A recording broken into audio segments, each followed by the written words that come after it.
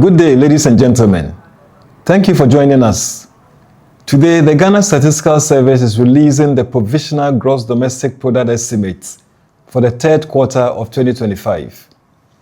My goal is to walk you through what the numbers mean in clear and simple language, so everyone listening, from a lay person to a policymaker, can follow the story of how our economy is performing.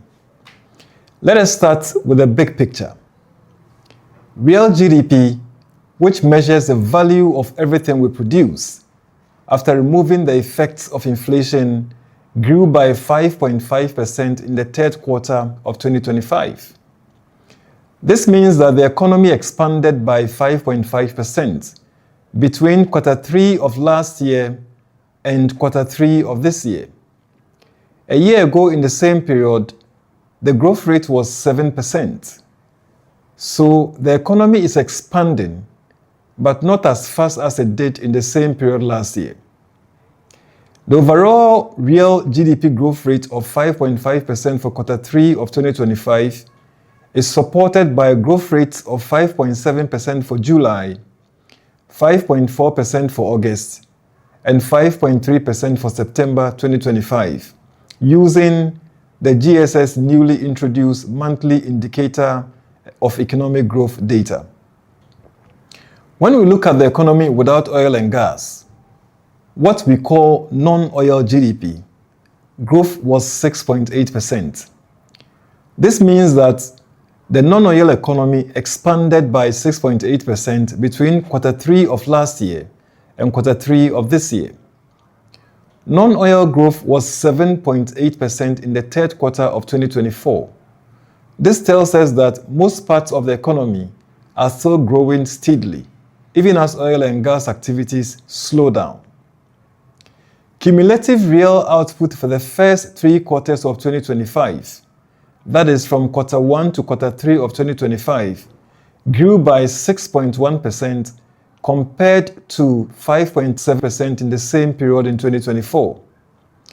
This means that 2025 recorded slightly stronger cumulative growth momentum in the first 3 quarters compared to 2024. Now, let's break down the quarter 3 2025 GDP performance by sector. Agriculture grew strongly at 8.6%, a major improvement from 2.5% in the same quarter last year. Fishing was the standout performer. It expanded by 23.1% after contracting by 6.4% last year. Crops also recorded solid growth of 8.3% against 3.6% in the same period last year. These results matter because they influence food supply, food prices, and jobs in rural communities. Industry grew by only 0.8% in the third quarter of 2025, compared to a much stronger 11.4% in the same period last year. The main challenge came from the oil and gas subsector, which contracted sharply by 18.2%. Mining and quarrying also declined, but the manufacturing sector provided a bright spot, growing by 3.9%, although this is lower than the 7.4% we saw last year. Services continue to be the backbone of the economy. This sector is made up of the largest share of GDP at 40%. Services grew by 7.6% in the third quarter of 2025, higher than the 5.7% growth recorded in the same period last year. Information and communication led the way with 17% growth, reflecting Ghana's rising digital activity. Trade expanded by 10%, and transport and storage grew by 10.4%, showing renewed momentum in business and commercial movement. Let me highlight the top performers and the weakest performers in the third quarter of 2025. The 5 fastest growing subsectors were the fishing subsector at 23.1%, information and communication at 17%, transport and storage at 10.4%, trade at 10%, and crops at 8.3%. On the other hand, 4 subsectors contracted. These are mining and quarrying, which contracted by 2.8%, health and social work by 9.7%, accommodation and food services by 7.2%, and other personal services by 3.5%.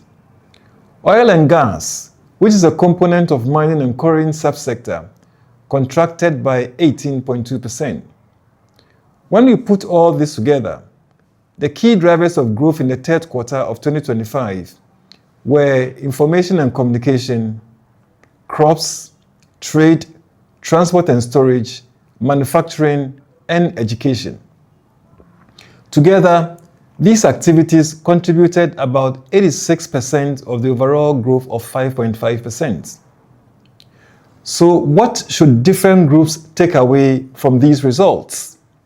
For households, this is a good time to invest in skills that match fast-growing sectors like ICT, fishing, and trade. With inflation easing, families can stretch their budgets to a bit further and strengthen their savings. For businesses, the expanding sectors point to a real opportunity.